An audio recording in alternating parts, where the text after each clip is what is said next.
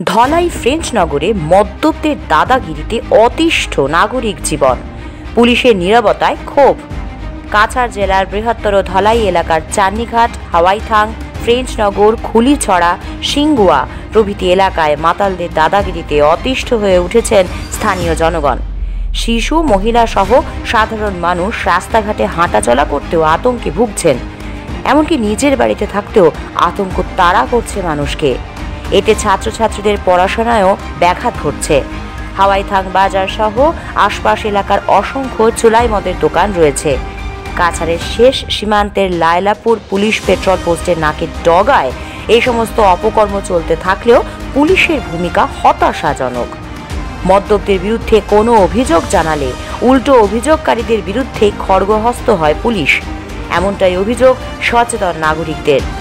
বৃহস্পতিবার রাতে এমনই একটি ঘটনার সাক্ষী রইলেন ফ্রেঞ্চ নগর এলাকার জনগণ।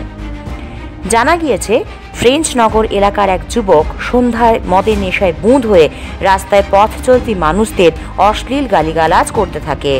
স্থানীয় দু একজন প্রতিবাদ করলে বাড়ি থেকে ধারালো অস্ত্র নিয়ে এসে মারমুখী হয়ে ওঠে সে।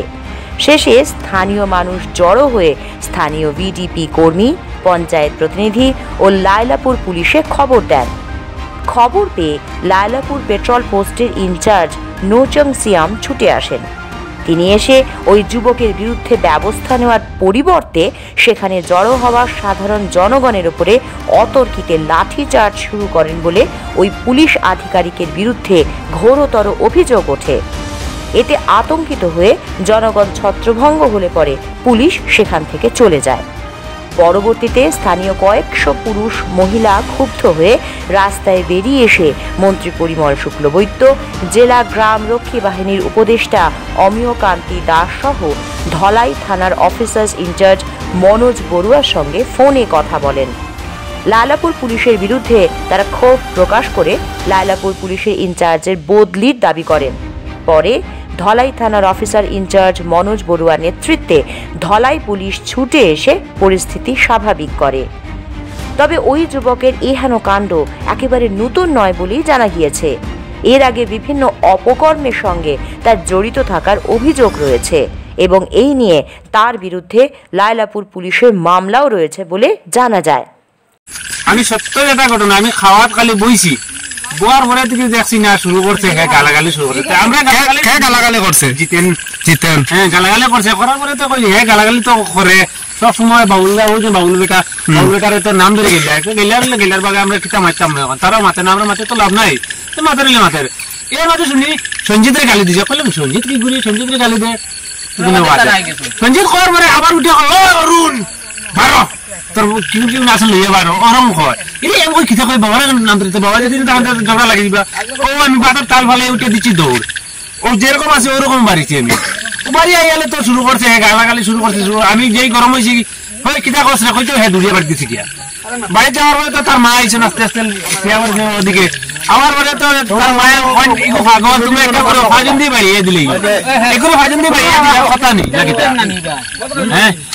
এরপরে বেটার করলাম এই তো ফাজন দিয়ে বাড়িতাম ই মাত নাই আমরা দেখো এখন যারা বেদারা এখন বেশ 3-4 বার তোমরা লাগে আছে কেস মামলা, তখন এখন আর বেশ আর পারতাম না, এখন যদি ধরে লাইছে তো ছাড়ি দিন। এখন তোমার ব্যক্তিগত আগে লাইছে নি না সব লাগে লাইছে? ব্যক্তিগত পয়লা আমরা আগে লাইছি, সঞ্জিত রে লাইনি পরে আমরা আগে ধরে লাইছি। সঞ্জিত এটা এবারে দেবু এটা ও দেবু এটাই নাই মনে হয়, তারা 3-4 জন মিলিয়ে গিয়ে ডকুমেন্ট আনছে, ডকুমেন্ট পুরো এরকম পুরো সেবা কুবারে তার ডকুমেন্ট কেটা ডকুমেন্ট ডিলারি হ্যাঁ হ্যাঁ ডকুমেন্ট আছে এই ডকুমেন্ট বলতো হে লগি বেটার আমরা ইনো কিটা মারতাম তার লাগে তারা গিয়া কইছেন বাইলে আমরা আনু তোমরা ভালো না তোমরা মাথা লাগতো না আমার গেলিছে আছে গেলক সঞ্জিত বেটা কইছে তে তো নেও মাছ শেষ ঠিক গিলাম দি জারদারে বাড়ি আবার ফিরিয়া শুনি আবার হেও যে রিন্টুর ঘরের সামনে আইছে আইয়া ওখানে গালাগালি করে।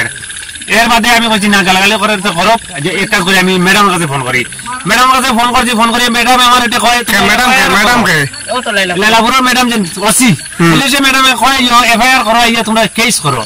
আমি বললাম ম্যাডাম দেখো আমরা কেস করত গেলে মামুলি গালি অনো আইয়া কইছেন না অনো ভর্তি হইছে ফলো কইছে ফোন করছি তখন আমার কাছে নম্বর আছে ম্যাডামের এই আমার ও শিবন কাকা দিছেন মার কাছে, তো আমি ফোন করছি বাদ খাইয়া ইয়া কইছি বাদ দাও আর অন্য যখন ছেড়ে গেছে বাদ আমি ফোন করি ওখানে কি কইছে এর মধ্যে বেটি কিটা কইছে কেস করো।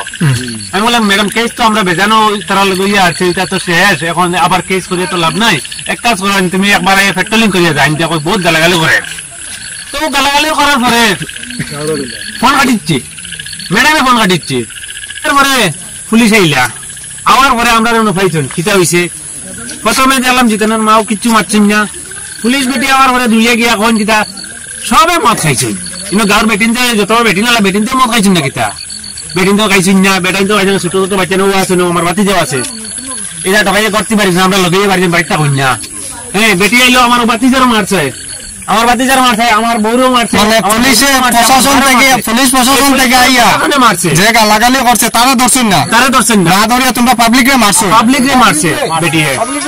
এখন আমরা দাবি চাই তাই তাই কোন অ্যাকশন নিব, আর না তাই রিটায়ার্ড তাই কি ট্রান্সফার চাই আমরা। ওই বেটি পুলিশ আইছে আবার আমরা তাই আমরা কইরাম কই তো খবরে তাই আমরা রে তাই কই দিন সবে মত খাইছে কইয়া তাই আমরা বাইরে মারিয়া খাদাই দিছে, আমারও মারছে নি পালমানি নামছে বাড়ি বাড়ি বাড়ি বাড়ি লইয়া গেছে, কতজন জান লইয়া বাগিছেন কোন দিয়া মেন যে আসামি না ধরে বিচার করে তাই আমরা রে আমরা পাবলিক রে তাই খাদাইয়া গেছে মারিয়া গেছে, লাঠি দি বেরাইছে, মান ছোট নাতিরে পর্যন্ত বাড়ি মারছে। লালাপুর পুলিশ, লালাপুর পুলিশ, লাঠি চার্জ, লাঠি চার্জ, লাঠি চার্জ।